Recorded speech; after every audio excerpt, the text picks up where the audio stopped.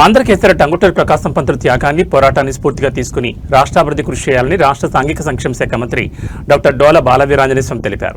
టంగుటూరి ప్రకాశం పంతులు వర్ధంతి సందర్భంగా ఒంగోలు కలెక్టరేట్ కార్యాలయంలోని ఆయన విగ్రహానికి ఎమ్మెల్యేలు Damacharla Janardhan, BN Vijay Kumar, joint collector Kalpana Kumari, Tanguturi Prakasam Pantulu మునిమనవడు టంగుటూరి సంతోష్, పలువురు ప్రజాప్రతినిధులు, జిల్లాధికారులతో కలిసి ఆయన పూలమాలలు వేసి నివాళులర్పించారు. ఈ సందర్భంగా మంత్రి మాట్లాడుతూ స్వాతంత్ర పోరాటంలో టంగుటూరి కీలక పాత్ర పోషించారన్నారు. సైమన్ కమిషన్కు వ్యతిరేకంగా పోరాడి తుపాకీ గుళ్లకు భయపడకుండా గుండె చూపిన మహానుభావుడు ఆంధ్రకేసరి ప్రకాశం పంతులను కొనియాడారు. ఉమ్మడి మద్రాసు రాష్ట్రంలో రెవెన్యూ మంత్రిగా, ఆంధ్ర రాష్ట్ర తొలి ముఖ్యమంత్రిగా రాష్ట్రాభివృద్ధి కృషి చేసిన వ్యక్తిని స్మరించుకోవడంపై సంతోషం వ్యక్తం చేశారు.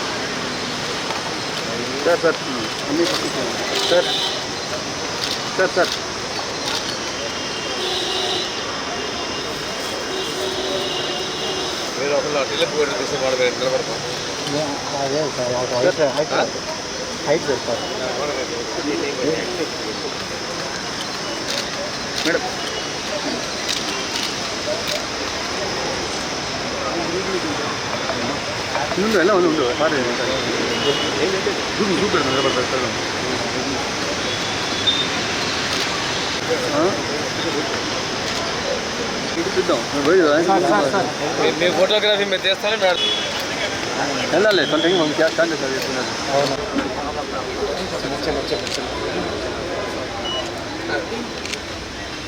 కొద్ది కొద్దిగా